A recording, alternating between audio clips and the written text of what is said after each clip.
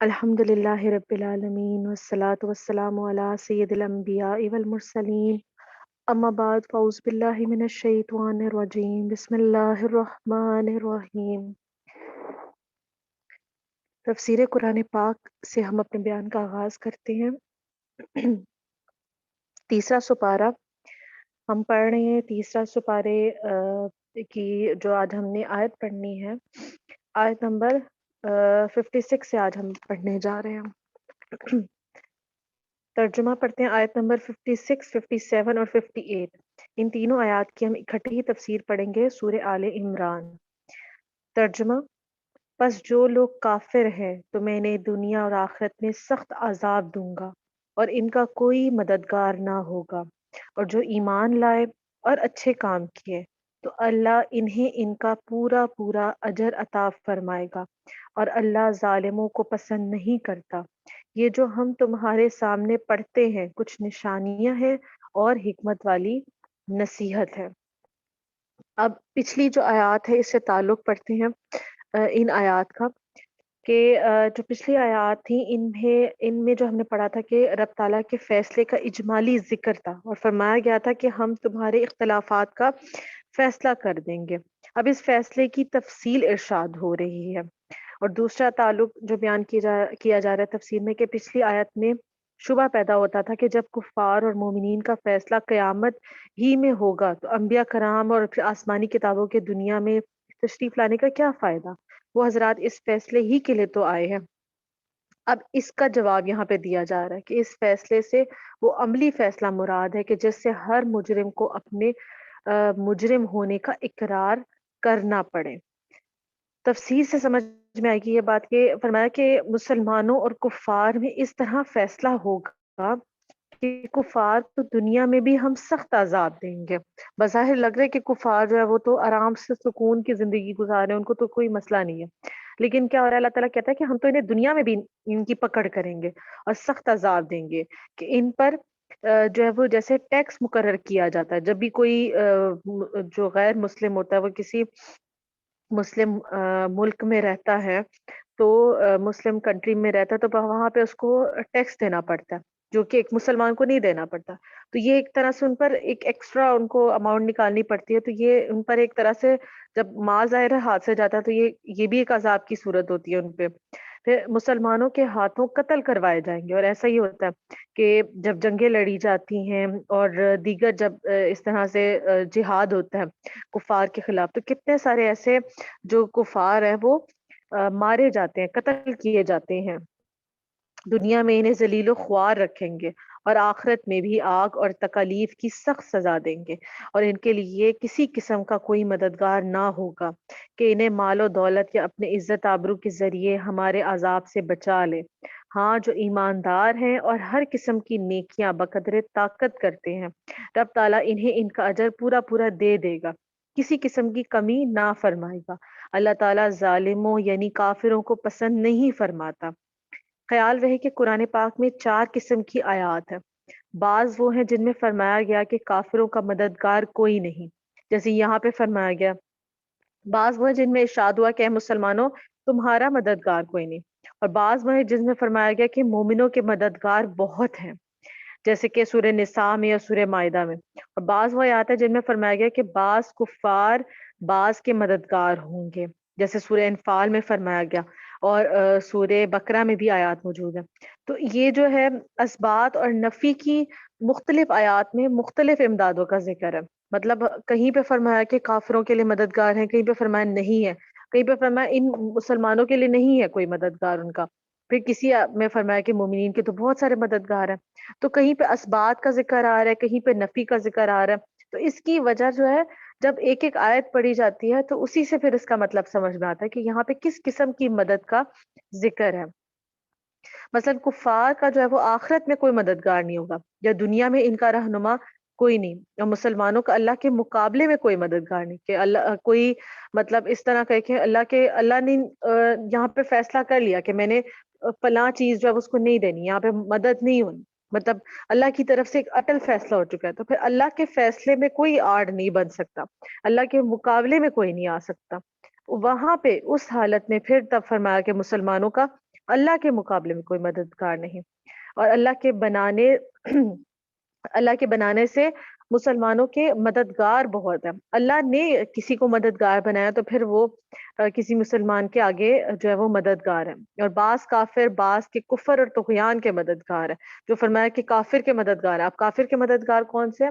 کہ ایک کافر ہے تو اس کے آگے سے جو جو دوسرا کافر ہے اس کے لیے وہ اس کے کفر میں اس پر جو عذاب آنا ہے نا اللہ کی طرف سے اس کے لیے وہ مددگار ثابت ہو رہا تھا. کیونکہ اگر ایک کافر ہے وہ دوسرے کے کفر میں اضافہ کر رہا ہوتا ہے یا کوئی کافر ہے تو وہ کسی جو ہے وہ مطلب جو کافر ہے اس کو بے راہ کر رہا ہے اور زیادہ اس کو ہو سکتا ہے کہ وہ راہ ہدایت پر آ سکتا ہے لیکن وہ اسے کفر کی طرف لے کر جا رہا ہے تو اس طرح سے وہ اس کے کفر میں مددگار ہو رہا ہے.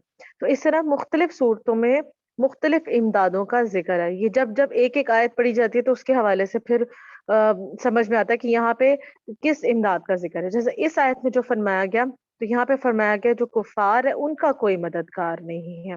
کیونکہ آخرت میں جب یہ اپنے جن کو یہ مانتے ہیں جیسے بت پرست ہیں تو یہ اپنے بتوں کو کہیں گے کہ یہ ہماری یہاں پہ ان کو امید ہوگی کہ ہمارے بت جو ہے وہ ہماری یہاں پہ سفارش کر دیں ہمیں بخشوا دیں. تو ان کا تو وہاں پہ کوئی بت مددگار نہیں ہوگا. ان کے دوست ان کے رشتہ دار ہر کوئی لا تعلق ہو جائے گا. جاننے پہچاننا ہی دور کی بات ہو جائے گی. کوئی ایک دوسرے کو پہچان نہیں سکے گا. تو یہاں پہ یعنی ایسا ہوگا ان کے ساتھ یہ معاملہ کہ کوئی بھی ان کا مددگار نہیں ہوگا آخرت میں کفار کا. مومنین مسلمانوں کے ساتھ ایسا نہیں ہوگا. مومنین مسلمانوں کے اللہ کے فضل سے اللہ کی بنانے سے بہت سے مددگار ہوں گے. تو ایمان کے معنی ہے امن دینا اور یہ رب تعالیٰ کی بھی صفت اور انسانوں کی بھی. اللہ تعالیٰ خوش عقیدہ لوگوں کو عذاب سے امن دیتا ہے اور مومن ایمان کا ذریعہ اپنے آپ کو ایمان کے ذریعے سے مومن جو ہے وہ اپنے آپ کو امن دیتا ہے.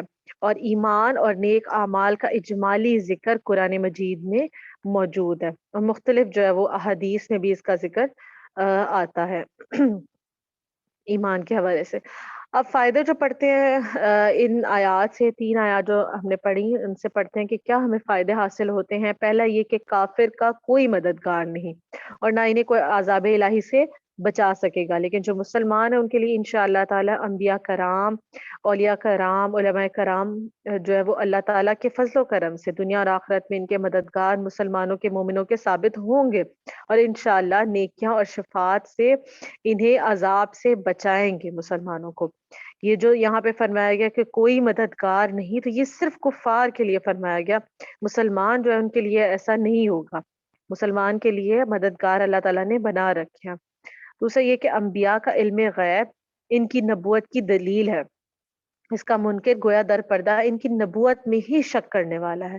انبیاء کے علم غیب پر یہ اس لیے فرمایا گیا کہ جیسے ان یہودیوں نے نصرانیوں نے اسی طرح تو کیا تھا نا کہ انبیاء مطلب حضور صلی اللہ علیہ وسلم کے علم غیب پر انہوں نے شک کیا تھا اور پھر حضرت عیسیٰ علیہ السلام پر کس طرح سے بہتان باندھے تھے انہوں نے. تو اس کے حوالے سے کہ انبیاء جو ہیں ان کے متعلق جو بھی عقائد ہیں وہ ہمارے درست ہونے چاہیے. اگر یہ ہمارے عقائد درست نہیں ہوں گے نا انبیاء کرام کے متعلق تو وہاں پہ کیا ہوگا کہ پھر شک آ جائے گا اور پھر جہاں پہ شک آ جائے گا عقیدہ ہی خراب ہو جائے گا. اور جس شخص کا عقیدہ ہی خراب ہو صحیح نہ ہو تو اس کا مطلب ہے کہ اس کا ایمان ہی کمزور ہے اور جس کا ایمان کمزور ہے تو اس کا مطلب ہے کہ پھر وہ مسلمان کی فہرست میں ہے یا نہیں اس کو پھر خود اپنے ایمان کا محاسبہ کرنا چاہیے. تیسرا یہ کہ ایمان کے ساتھ نیک اعمال کی بھی ضرورت ہے اور نیکی کے لیے ایمان شرط ہے. یعنی پہلے ایمان ہی ہوتا ہے پھر اس کے بعد ہم اعمال کرتے ہیں نا. ہمارا اور ایمان جو وہ عقائد درست کرنے سے آتا ہے اور یہ دل کے سارے معاملات سے ہوتا ہے. اس کا اظہار نہیں ہوتا. اظہار جو ہے وہ ہم اعمال کا کرتے ہیں تو ہم اعمال پر تو بہت زیادہ کر رہے ہوتے ہیں لیکن ہم ایمان کی طرف نہیں دھیان دیتے. تو ایمان کو بھی دیکھ رہے ہیں اور ہم نے ساتھ ساتھ یا پھر کچھ لوگ جو ہے وہ ایمان کو مطلب ان کے عقائد کی طرف ہی دھیان دینا لیکن ساتھ ساتھ نیک اعمال نہ کرنا نمازیں چھوڑ دینا یا جو بھی فرائض ہے اس سے غافل ہو جانا. تو پھر اس میں کیا آ جاتا ہے کہ پھر وہاں پہ نیک اعمال میں کمی آ گئی. تو دونوں چیزوں کو ہم نے لے کے چلنا ہے. ایمان کے ساتھ ساتھ نیک اعمال دونوں کی ضرورت ہے. چوتھا یہ کہ نجات کے لیے بقدر طاقت ہر قسم کی نیکی کرے. صرف 1-2 عمل پر ہی قناعت نہیں کرنا چاہیے. پھر اگلی آیات پڑھتے ہیں ہم آیت نمبر 59 60. یہ ہم اکٹھے پڑھیں گے ان کی تفسیر 59, 60 اور 61، ان تینوں آیات کی بھی اکٹھے تفسیر بیان کی گئی ہے۔ فرمایا بے شک عیسیٰ کی مثال اللہ کے نزدیک آدم کی طرح ہے جسے اللہ نے مٹی سے بنایا، پھر اسے فرمایا ہو جا تو وہ فوراً ہو گیا، کن فیکون فرمایا تو مطلب ہو گیا۔ پھر فرمایا اے سننے والے حق تیرے رب کی طرف سے ہے، بس تم شک کرنے والوں میں سے نہ ہونا۔ پھر اے حبیب تمہارے پاس علم آ جانے کے بعد جو تم سے عیسیٰ کے بارے میں جھگڑا کریں تو تم ان سے فرماؤ آؤ ہم اپنے بیٹوں کو اور تمہارے بیٹوں کو اور اپنی عورتوں کو اور تمہاری عورتوں کو اور اپنی جانوں کو اور تمہاری جانوں کو مقابلے میں بلا لاتے ہیں، پھر مباہلہ کرتے ہیں، اور جھوٹوں پر اللہ کی لعنت ہے۔ یہ بہت اہم آیت ہے، سورہ آل عمران کی آیت نمبر 61، جس میں جو ہے وہ مباہلے کا ذکر موجود ہے۔ یہ اہل بیت اطہار کی شان کے حوالے سے یہ آیت ہے، اور یہ ہم سب کو، ہر مسلمان کو جو ہے وہ یاد ہونی چاہیے۔ آیت نمبر 61 سورہ آل عمران کی پہلے ہم پڑھتے ہیں، آیت نمبر 59 سے تفسیر پڑھتے ہیں۔ یہ فرمایا کہ جو علاقہ نجران کے عیسائیوں کا ایک وفد تھا وہ سرکار دو عالم صلی اللہ علیہ وآلہ وسلم کی خدمت اقدس میں حاضر ہوا۔ اب وہ لوگ تاجدار رسالت میں آپ صلی اللہ علیہ وآلہ وسلم سے کہنے لگے کہ آپ صلی اللہ علیہ وآلہ وسلم گمان کرتے ہیں کہ حضرت عیسیٰ اللہ کے بندے ہیں؟ فرمایا ہاں، اس کے بندے اور اس کے رسول ہیں، اور اس کا کلمہ ہے جو کہ اس نے کنواری پاک مریم کو عطا فرمایا۔ عیسائی یہ سن کر بہت غصے میں آ کر کہنے لگے کہ اے محمد صلی اللہ علیہ وسلم، کیا آپ نے کبھی بن باپ کے کوئی انسان دیکھا ہے؟ اس کا ان کا مطلب یہ تھا، مطلب ان کا کہنے کا یہ مطلب تھا کہ وہ معاذ اللہ یعنی خدا کے بیٹے ہیں۔ یہ بھی بہتان باندھتے ہیں عیسائی جو ہے وہ اللہ تعالیٰ پر۔ تو اس پر یہ آیت کریمہ نازل ہوئی، اور پھر یعنی یہ اس آیت کا ہم نے شان نزول پڑھا، بتایا کہ حضرت عیسیٰ علیہ السلام تو صرف بغیر باپ کے پیدا ہوئے ہیں، جبکہ حضرت آدم علیہ السلام تو ماں اور باپ دونوں کے بغیر مٹی سے پیدا کیے گئے ہیں۔ تو جب انہیں اللہ تعالیٰ کا مخلوق اور بندہ مانتے ہو، جب تم مانتے ہو کہ آدم علیہ السلام جو ہے وہ اللہ تعالیٰ کے جو ہے وہ مخلوق ہیں، اللہ تعالیٰ کے بندے ہیں، جو کہ بن ماں باپ دونوں کے پیدا ہوئے ہیں، تو جب تم ان کو مان لیتے ہو تو پھر حضرت عیسیٰ علیہ السلام کو اللہ تعالیٰ کا مخلوق اور بندہ ماننے میں کیا تعجب ہے؟ یعنی کہ یہ ایک مثال اس وجہ سے یہاں پہ حضرت آدم علیہ السلام کا ذکر کیا جا رہا ہے کہ آدم علیہ السلام جو ہے وہ تو وہ ہستی ہیں کہ جن کو اللہ تعالیٰ نے بغیر ماں اور باپ دونوں کے پیدا کیا۔ حضرت عیسیٰ علیہ السلام کی تو والدہ تھی نا، لیکن حضرت آدم علیہ السلام جو ہے وہ ان کی تو نہ والد ہے نہ والدہ، ان کے بغیر اللہ تعالیٰ نے کیسے ان کو پیدا فرمایا؟ تو یہ جو ہے وہ اس پہ تمہیں تعجب نہیں ہوتا، تو پھر یہاں پہ حضرت عیسیٰ علیہ السلام کے متعلق تم کیوں تعجب کرتے ہو کہ وہ بغیر باپ کے پیدا ہوئے؟ لہٰذا جیسے حضرت آدم علیہ السلام بغیر نطفے کے بنے، ایسے ہی حضرت عیسیٰ علیہ السلام بنے۔ تو جب حضرت آدم علیہ السلام خدا کے بیٹے نہ ہوئے تو پھر حضرت عیسیٰ علیہ السلام خدا کے بیٹے کیسے ہو سکتے ہیں؟ اس سے یہ بھی معلوم ہوا ہے کہ حضرت عیسیٰ علیہ السلام بغیر باپ کے پیدا ہوئے۔ پھر آگے فرمایا کہ اے سننے والا حق تیرے رب کی طرف سے ہے، پس تم شک کرنے والوں میں سے نہ ہونا۔ تو آیت کا معنی یہ بھی ہو سکتا ہے کہ حضرت عیسیٰ علیہ السلام کا یہ جو واقعہ بیان ہوا ہے یہ حق ہے اور تیری رب کی طرف سے ہے، لہٰذا اس میں شک نہ کرو۔ اور یہ بھی ہو سکتا ہے کہ ہر حق تیرے رب کی طرف سے ہی ہے، لہٰذا اس میں شک نہ کرو۔ حضرت عیسیٰ علیہ السلام کا واقعہ بھی اسی حق میں سے ہے جو کہ تیرے رب کی طرف سے ہے، لہٰذا اس میں شک نہ کرو۔ اب یہ جو ہے وہ جب سوال کرتے تھے تو دیکھیں شان نزول سے ہمیں یہ معلوم ہے کہ یہ آئے تو حضور کے پاس سے نا، اور حضور کے پاس آ کے اور پھر یہ اعتراض کر رہے تھے کہ آپ کیسے ان کو نبی کہہ رہے ہیں، یا بندہ جو ہے وہ کیسے کہہ رہے ہیں، اللہ کا بندہ اور اللہ کا نبی کیسے کہہ رہے ہیں؟ وہ تو جو ہے وہ بغیر باپ کے پیدا ہو، ایسا کیسے ہو سکتا ہے کہ کوئی کبھی بغیر باپ کے پیدا ہو؟ تو یہ اعتراض انہوں نے حضور صلی اللہ علیہ وسلم کے سامنے آ کے کیا تھا، لیکن یہاں پہ جواب کس کی طرف سے آ رہا ہے؟ اللہ تعالیٰ کی طرف سے آ رہا ہے۔ اور یہ ہم پچھلی آیات میں بھی ہم پڑھ چکے ہیں کہ جب مطلب اس طرح سے حضور کے ساتھ کوئی اس طرح سے بات کرتا تھا تو پھر اللہ تعالیٰ کی طرف سے جواب فوراً آ جایا کرتا تھا۔ تو اس وجہ سے اس آیت کریمہ میں اس طرح سے بیان کیا جا رہا ہے کہ یہ جو اعتراض کرتے ہیں ان کے اعتراض کا جواب ایک تو اللہ تعالیٰ نے اس طرح سے دیا کہ حضرت آدم علیہ السلام کی مثال دے کے، اور پھر دوسرا یہ بتایا کہ یہ جو بات بتائی ہے میں نے، تو اللہ تعالیٰ کہتا ہے کہ یہ بالکل حق بات ہے، اور تیرے رب کی طرف سے، لہٰذا اگر تم اس میں شک کرو گے نا تو پھر اس کا مطلب ہے کہ تم اللہ کی ذات میں شک کر رہے ہو. پھر آگے فرمایا گیا، پھر اے حبیب تمہارے پاس علم آ جانے کے بعد جو تم سے عیسیٰ علیہ السلام کے بارے میں جھگڑا کرے تو تم ان سے فرما دو کہ آؤ ہم اپنے بیٹوں اور تمہارے بیٹوں، یہ یہاں پہ مباہلے والی آیت ہے کہ تم اپنے بیٹوں کو لے کر آؤ، ہم اپنے بیٹوں کو، تم اپنی عورتوں کو ہم اپنی عورتوں کو، تم اپنی جانوں کو ہم اپنی جانوں کو، مطلب مقابلے میں لے آتے ہیں، پھر مباہلہ کرتے ہیں اور پھر جھوٹے پر اللہ کی لعنت ہے. پہلے سمجھتے ہیں کہ مباہلہ کرنے کا کیا مطلب ہوتا ہے. اور مباہلہ جو ہے یہاں پہ کہاں کیا کہا جا رہا ہے کہ مباہلے کا جو ذکر ہو رہا ہے اس کا معنی پہلے سمجھ لیتا ہے. مباہلے کا جو عمومی مفہوم ہے وہ یہ ہے کہ دو مد مقابل افراد آپس میں یوں دعا کریں، یعنی کہ دو لوگ ہیں، ٹھیک ہے، ان دونوں کی سوچ میں اختلاف ہے اور یا نظریے میں یا کسی بات میں اختلاف ہے، یا کوئی اس طرح ایسی بات ہے کہ جو آپس میں کانفلکٹ کر رہی ہے، دونوں کی بالکل اپوزٹ ہے، تو کیا کریں کہ دونوں مقابلے میں آ جائے آپس میں، اور پھر کیا کریں کہ دونوں دعا کریں کہ اگر مطلب دونوں فریقین پھر اپنی طرف سے دعا کریں، اگر تم حق پر اور میں باطل پر ہوں تو اللہ تعالیٰ مجھے ہلاک کرے، اور اگر میں حق پر ہوں اور تم باطل پر ہو تو اللہ تعالیٰ تجھے ہلاک کرے. یہ دعا یعنی مباہلے میں کی جاتی ہے کہ جو حق پر ہے یعنی وہ صحیح رہے، وہ قائم رہے، اور جو باطل ہے تو اس کو اللہ تعالیٰ پھر ہلاک کر دے، یعنی کہ جو باطل پر ہے اس کے لیے بد دعا کی جاتی ہے اور جو حق پر ہے اس کے لیے دعا کی جاتی ہے، اور یہ دونوں فریقین کرتے ہیں. پھر یہی بات جو ہے وہ دونوں فریقین کی طرف سے یعنی ادا ہوتی ہے، دونوں کلمے، یہ کلمے جو ہے وہ دونوں کی طرف سے ادا ہوتے ہیں، اور یہ بھی کہ آمنے سامنے بیٹھ کے کیے جاتے ہیں.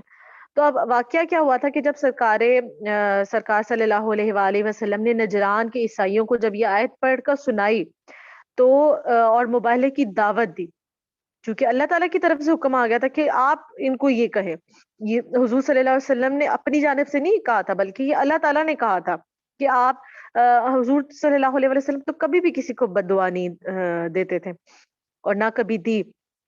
تو یہاں پہ کیا ہوا تھا کہ اللہ تعالیٰ نے حضور صلی اللہ علیہ وسلم سے فرمایا کہ آپ پھر ان سے کہیں کہ ٹھیک ہے پھر آپ مباہلہ کرتے ہیں، مباہلے کی دعوت دی. تو کہنے لگے کہ ہم غور اور مشورہ کرتے ہیں اور کل آپ کو جواب دیں گے.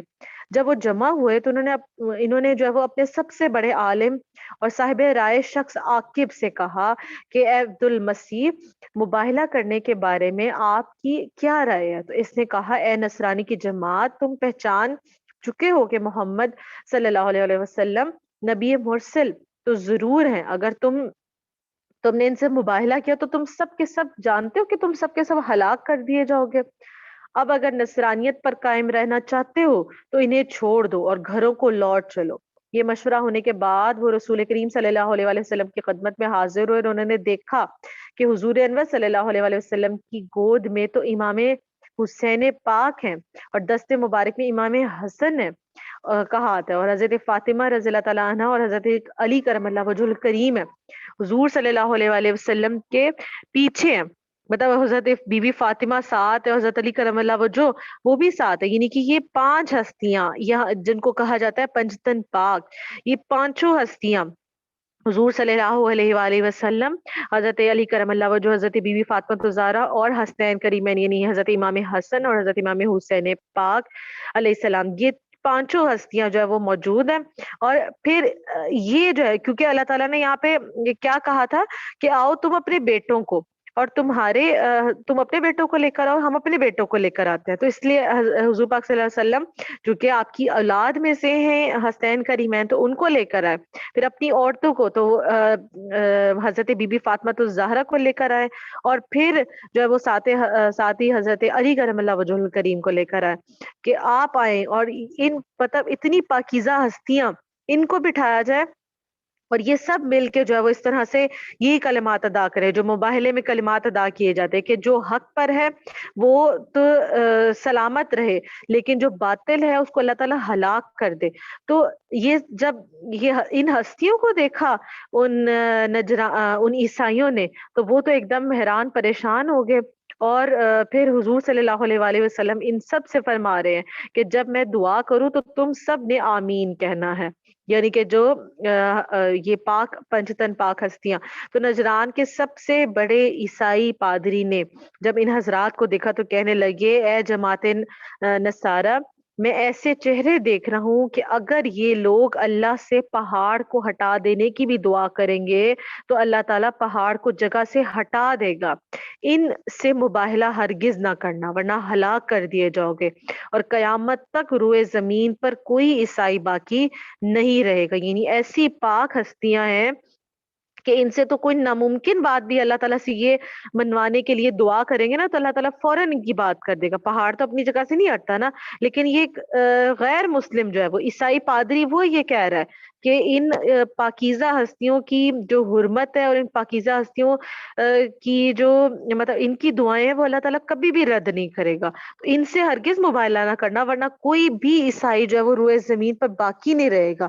تو اگر تم اب چاہتے ہو کہ اپنی خیر چاہتے ہو اور چاہتے ہو کہ عیسائی رہ برقرار رہے تو ان سے ہرگز مباہلہ نہ کرنا. یہ سن کر نصارہ نے سرکار کائنات صلی اللہ علیہ وسلم کی خدمت پہ عرض کیا کہ مباہلے کی تو ہمارے رائے نہیں ہے.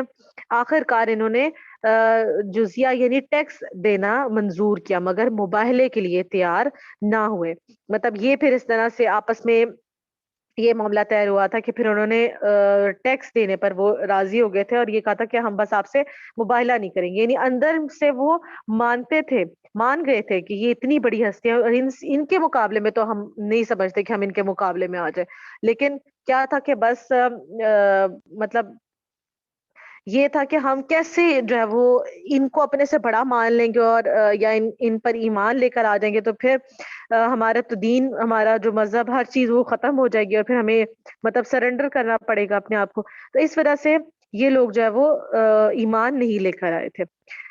خیر آگے فرمایا کہ سرکار دو عالم صلی اللہ علیہ وسلم نے فرمایا کہ اس ذات کی قسم کہ جس کے دستے قدرت میں میری جان ہے، نجران والوں پر عذاب قریب ہی آ چکا ہے. اگر وہ مباہلہ کرتے تو بندروں اور سوروں کی صورت میں مسخ کر دیے جاتے اور جنگل آگ سے بھڑک اٹھتا اور نجران اور وہاں کے رہنے والے پرندے تک نیست و نابود ہو جاتے اور 1 سال کے عرصے میں تمام نصرانی جو تھے وہ ہلاک ہو گئے تھے. باقی جو ادھر ادھر چلے گئے وہ بچ گئے لیکن اللہ تعالیٰ کا ان پر بھی بڑا عذاب نازل ہو کیونکہ ظاہر ہے یہ حضور کے مقابلے میں آ گئے تھے اس طرح سے. اور ایک تو اللہ پر بہتان باندھا سب سے بڑھ کر انہوں نے کہ مطلب حضرت عیسیٰ علیہ السلام کے حوالے سے جو یہ شرکیہ کلمات بولتے ہیں تو اللہ تعالیٰ کو اتنا پسند ہے نا اس طرح کی بات. اور پھر آ کے نبی سے ڈھٹائی سے کہنا کہ جو ہم کہہ رہے ہیں وہ صحیح ہے تو پھر یہاں پہ اللہ تعالیٰ نے پھر ان پر سے جو ہے وہ عذاب ان پر نازل فرمایا. اب مباہلہ کس میں ہونا چاہیے اس کے حوالے سے بیان کیا جا رہا ہے کہ اس سے 2 مسئلے معلوم ہیں. ایک ہے کہ مناظرے سے اوپر درجہ مباہلے کا ہے یعنی مخالف دین کے ساتھ بددعا کرنی. یہ جو ہے نا مناظرے کے بعد آتا ہے. مناظرہ کہتے ہیں کہ بحث سے یعنی کہ دلائل دے کے اپنی بات کو جب وہ صحیح ثابت کرنا تو اس کو مناظرہ کہا جاتا ہے. چاہے وہ کسی بھی چیز سے جو ہے وہ اس طرح سے دلائل دیے جائیں تو اس کو مناظرہ کہا جاتا ہے. پھر اگر مناظرہ نہ ہو تو پھر اس کے بعد اس سے اوپر کا درجہ پھر ہوتا ہے. اگر مناظرے میں کوئی بات طے نہ ہو تو پھر مباہلے کا درجہ آتا ہے. دوسرا یہ کہ مباہلہ دین کے یقینی مسائل میں ہونا چاہیے نہ کہ غیر یقینی مسائل میں. لہٰذا اسلام کی حقانیت پر تو مباہلہ ہو سکتا ہے. باقی یہ نہیں کہ چھوٹی چھوٹی بات پہ اس طرح سے کرنا شروع کر دے کہ مباہلے کا کرنا شروع کر دے کیونکہ یہاں پہ تو انہوں نے شرکیہ بات کی تھی نا تو پھر اس وجہ سے اور حضور صلی اللہ علیہ وسلم کی ذات سے کی تھی تو اسی وجہ سے جو ہے نا یہاں پہ مطلب مباہلے کا کہا گیا. باقی جو ہمارے دوسرے اختلافی مسائل ہوتے ہیں جیسے کہ فقہ حنفیہ میں اور قسم کا کچھ چیزیں ہوتی ہے کہ جس میں اختلافات آتا ہے.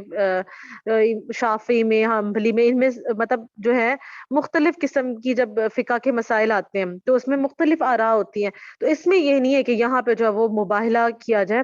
یہ اور طرح کے مسائل ہوتے ہیں.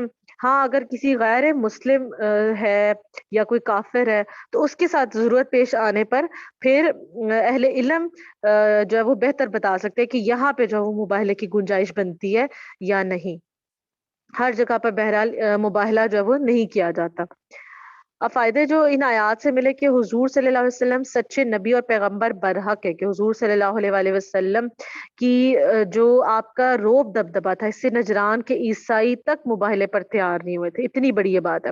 پھر حضرت حسنین کریمین اور حضرت بی بی فاطمہ الزہرا، حضرت علی کرم اللہ وجہ الکریم، یہ بڑے درجے والے لوگ ہیں کہ حضور صلی اللہ علیہ وآلہ وسلم نے انہیں اپنی دعا پر آمین کہنے کے لیے انہیں ان ہستیوں کو منتخب فرمایا۔ پھر حضور صلی اللہ علیہ وسلم کی خصوصیت یہ ہے کہ آپ کا نسب شریف آپ کی بیٹی سے چلا۔ حضرات حسنین کریمین حضور صلی اللہ علیہ وسلم کی اس طرح سے بیٹے قرار پائے، حضور صلی اللہ علیہ وسلم کے سوا کسی اور کو یہ فخر حاصل نہیں ہے۔ تو یہ فائدے جو ہمیں ان آیات سے ہمیں حاصل ہوتے ہیں۔ پھر اس کے بعد اگلی جو آیات ہیں وہ انشاءاللہ تعالی ہم اگلے لیکچر سے پڑھتے ہیں۔ دعا کرتے ہیں کہ آج جو آیات ہم نے پڑھی اللہ تعالیٰ سے قبول و منظور فرمائے، اور ہم سب کو عمل کرنے کی توفیق عطا فرمائے، اور ہم سب کو اپنے عقائد بھی درست کرنے کی توفیق عطا فرمائے۔